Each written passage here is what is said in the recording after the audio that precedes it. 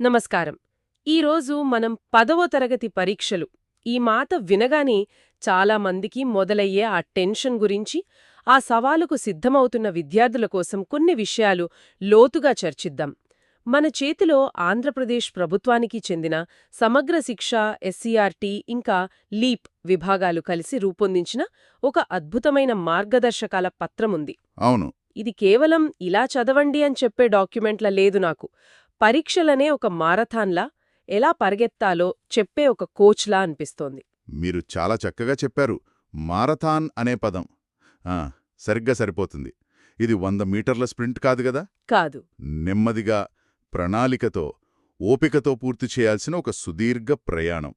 ఈ పత్రం యొక్క ముఖ్య ఉద్దేశం కూడా అదే. విద్యార్థులలోని భయాన్ని తీసేసి వాళ్లలో ఆత్మవిశ్వాసాన్ని నింపడం, సరైన దారి చూపించడం. అయితే ఈరోజు మన లక్ష్యమేంటంటే, ఈ ఒత్తిడి వెనక అసలు కారణాలేంటి, అవును, దాన్నెలా జయించాలి, దానికి కావాల్సిన ప్లానింగ్, స్టడీ టెక్నిక్స్, ఇంకా ముఖ్యంగా ఆ మానసిక ప్రశాంతతని ఎలా సాధించాలో వివరంగా మాట్లాడుకుందాం. సరే, ఇక మొదలు పెడదామా? తప్పకుండా. అసలు విద్యార్థులలో ఈ స్ట్రెస్, ఈ ఒత్తిడి ఎందుకు మొదలవుతుంది? ఈ పత్రం ప్రకారం ప్రధానంగా 3 కారణాలున్నాయండి. మొదటిది మార్కుల భయం. మంచి మార్కులు రాకపోతే నా ఫ్యూచర్ ఏంటి అనే ఆందోళన. నిజమే.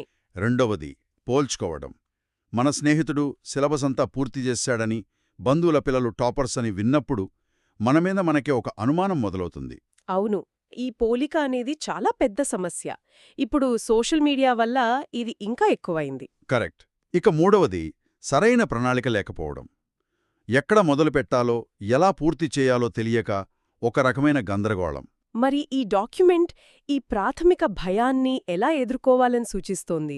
ఇక్కడ ఒక చాలా సింపుల్ గాని పవర్ఫుల్ ఆలోచనను ముందుకు తెచ్చారు.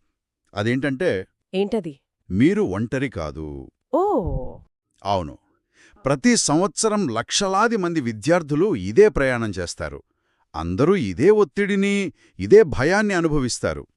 ఇది నా ఒక్కడి సమస్య కాదు, ఇదొక సామూహిక అనుభవం అనే ఆలోచన. అది మనలోని ఒంటరితనాన్ని తగ్గిస్తుంది. అది నిజం. ఇంకో ముఖ్యమైన విషయం, 10వ తరగతి అనేది జీవితంలో ఒక ముఖ్యమైన మలుపు, ఒక మైలు రాయి, అంతే. అదే జీవితం కాదు. అదే జీవితం కాదు, జీవితానికి ముగింపు అంతకన్నా కాదు. ఈ స్పష్టత వస్తే చాలు, సగం భారం దిగిపోతుంది. అంటే దృక్పథాన్ని మార్చుకోవటం మొదటి మెట్టు, అంతే కదా? సరే, ఆ దృక్పథం వచ్చింది. ఇక ఆచరణలో పెట్టాల్సిన ప్లానింగ్ విషయానికొస్తే, సిలబస్ను తెలుసుకోండి అనేది మొదటి సలహా.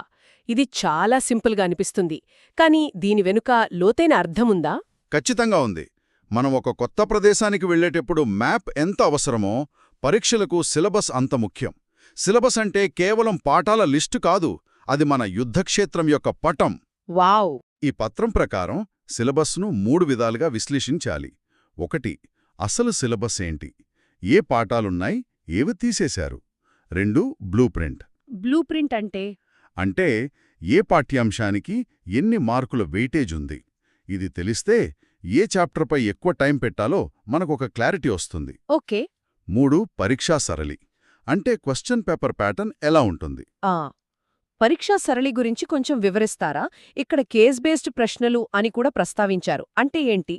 తప్పకుండా. పరీక్షలో కేవలం బట్టి పట్టిన జవాబులు రాసేలా కాకుండా, విద్యార్థి ఎంతవరకు అర్థం చేసుకున్నాడో అని టెస్ట్ చేసేలా ప్రశ్నలుంటాయి. ఎంసీక్యూస్, చిన్న సమాధానాలు, వ్యాసరూప సమాధానాలతో పాటు ఈ కేస్ బేస్డ్ ప్రశ్నలు ఉంటాయి. అంటే వాళ్ళొక చిన్న పారాగ్రాఫ్ లేదా ఒక సైన్స్ ప్రయోగానికి సంబంధించిన సిచ్యువేషన్ ఇచ్చి, దానికి సంబంధించిన ప్రశ్నలు అడుగుతారు. ఉదాహరణకు సోషల్ స్టడీస్లో ఒక చారిత్రక సంఘటన గురించి ఒక పారా ఇచ్చి, ఈ సంఘటనకు దారితీసిన కారణాలను విశ్లేషించండి అని అడగవచ్చు. ఇది మీ అవగాహనను పరీక్షిస్తుంది, బట్టిని కాదు. అర్థమైంది. సరే, ఇప్పుడు మన దగ్గర మ్యాప్ ఉంది, దారి తెలిసింది. ఇక ప్రయాణానికి ఒక టైం టేబుల్ కావాలి. ఇక్కడే చాలామంది ఫెయిల్ అవుతారు కదా? అవును. అందరూ టైం టేబుల్ వేసుకోమంటారు, కానీ మొదటి 2 రోజుల తర్వాత దాన్నెవ్వరూ పాటించరు. ఈ సమస్యను అధిగమించటానికి ఈ పత్రంలో ఏమైనా సైకలాజికల్ టిప్స్ ఉన్నాయా? ఇది చాలా మంచి ప్రశ్న. ఏ సమస్యనో ఈ డాక్యుమెంట్ అడ్రస్ చేసింది. వాళ్ళు చెప్పేదేంటంటే, టైం టేబుల్ అనేది వాస్తవానికి దగ్గరగా ఉండాలి. రియలిస్టిక్గా ఉండాలి. అంటే నేను రోజుకు 16 గంటలు చదువుతాను అని అసాధ్యమైన లక్ష్యాలు పెట్టుకుంటే మొదటి రోజే ఫెయిల్ అవుతాం. ఆ తర్వాత నిరాశ. దానికి బదులుగా సాధించగలిగే చిన్న చిన్న లక్ష్యాలు పెట్టుకోవాలి. ఓకే. ఇంకో ముఖ్యమైన టెక్నిక్ ఏంటంటే స్టడీ సెషన్లను బ్రేక్ చేయడం. అంటే 30-35 నిమిషాలు ఏకాగ్రతతో చదివి ఒక 5 నిమిషాలు బ్రేక్ తీసుకోవాలి. ఆహా, పోమోడోరో టెక్నిక్ లాగా. ఎగ్జాక్ట్లీ. అలా చేయటం వల్ల బ్రెయిన్ అలసిపోదు, ఏకాగ్రత పెరుగుతుంది. ప్రతి చిన్న సెషన్ పూర్తయ్యాక మనకు తెలియకుండానే మన మెదడులో ఒక చిన్న విజయం సాధించామన్న ఫీలింగ్ కలుగుతుంది. ఇది మనల్ని ముందుకు నడిపిస్తుంది. సరే, ప్రణాళిక సిద్ధంగా ఉంది. దాన్ని పాటించడానికి మానసికంగా కూడా సిద్ధమయ్యాం. కాని కాగితం మీద ఉన్న ప్లాన్ని మెదడులోకి ఎక్కించడమే అసలైన సవాలు. చదివింది గుర్తుండటానికి, కాన్సెప్ట్లను బాగా అర్థం చేసుకోవడానికి ఈ పత్రం ఎలాంటి స్మార్ట్ పద్ధతులను సూచిస్తోంది? ఇక్కడ కాన్సెప్చువల్ క్లారిటీ అనే పదాన్ని నొక్కి చెప్పారు. అంటే బట్టి పట్టడానికి, అర్థం చేసుకోవడానికి మధ్య ఉన్న తేడాను గుర్తించాలి. అవును, బట్టి పడితే ప్రశ్న కొంచెం మార్చి అడిగినా కష్టమే. కరెక్ట్. అదే అర్థం చేసుకుంటే ఎలా అడిగినా రాయగలం. దీనికోసం కొన్ని టూల్స్ సూచించారు. ఉదాహరణకు ఫ్లోచార్ట్లు. ఒక చారిత్రక సంఘటనకు కారణాలు, పర్యవసానాలు అర్థం చేసుకోవడానికి ఇది చాలా హెల్ప్ అవుతుంది. అలాగే సైన్స్లో డయాగ్రమ్స్ గీయడం. విజువల్ మెమరీ కోసం. అవును. ఇవి సమాచారాన్ని దృశ్య రూపంలో మన మెదడులో నిక్షిప్తం చేస్తాయి. చదివేటప్పుడు సందేహాలు రావడం సహజం. వాటిని ఏం చేయాలి? చాలామంది అడగడానికి మొహమాట పడతారు కదా. మీరు చెప్పింది నిజం. కానీ సందేహాన్ని వాయిదా వేయటం అంటే మన పునాదిలో ఒక రాయిని బలహీనంగా ఉంచడం లాంటిది. ఈ పత్రం ఏం చెబుతుందంటే డౌటొచ్చిన వెంటనే దాన్ని క్లారిఫై చేసుకోవాలి.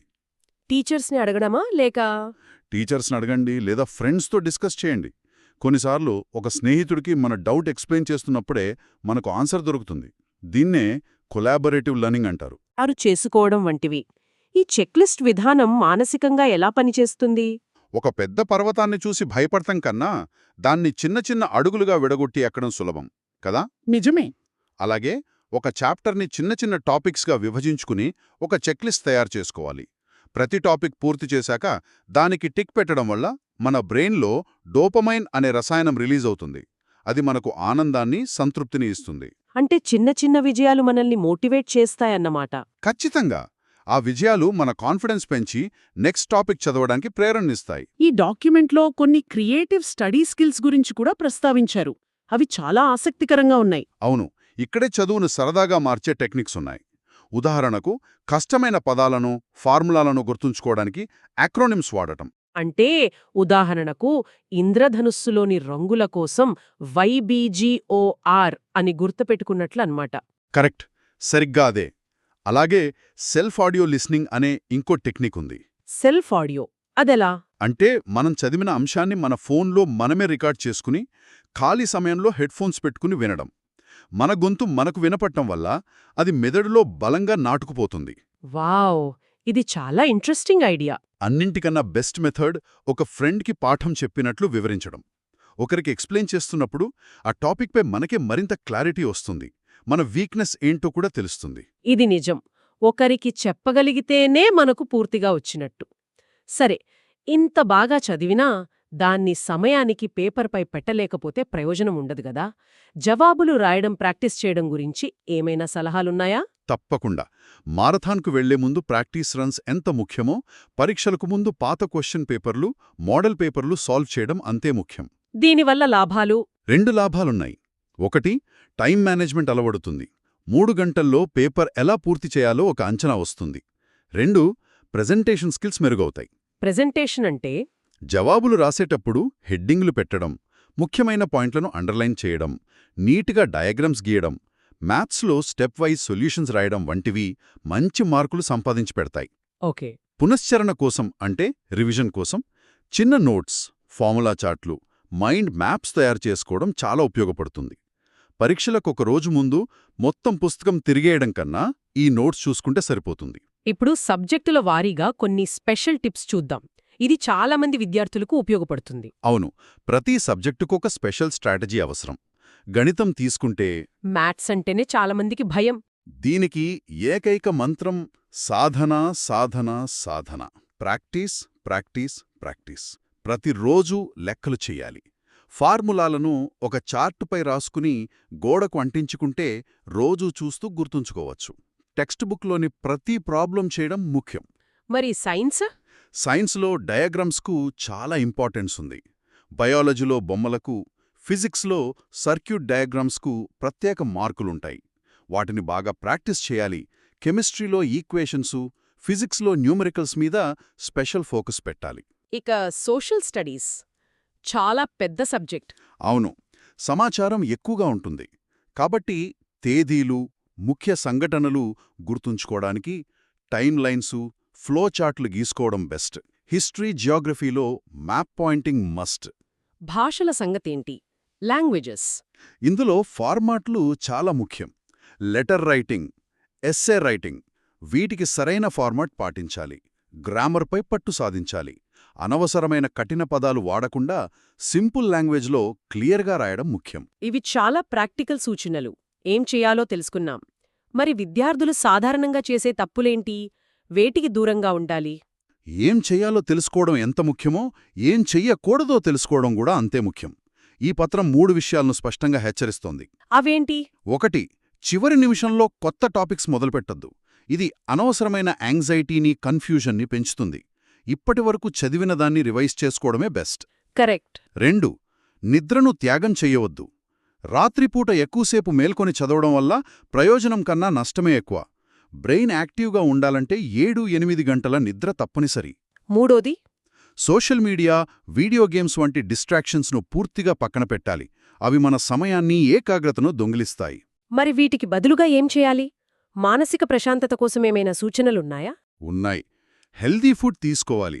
మనసు ప్రశాంతంగా లేనప్పుడు కాసేపు బ్రేక్ తీసుకుని డీప్ బ్రీతింగ్ ఎక్సర్సైజెస్ చేయడం లేదా చిన్నపాటి ధ్యానం, యోగా చేయడం చాలా హెల్ప్ చేస్తాయి.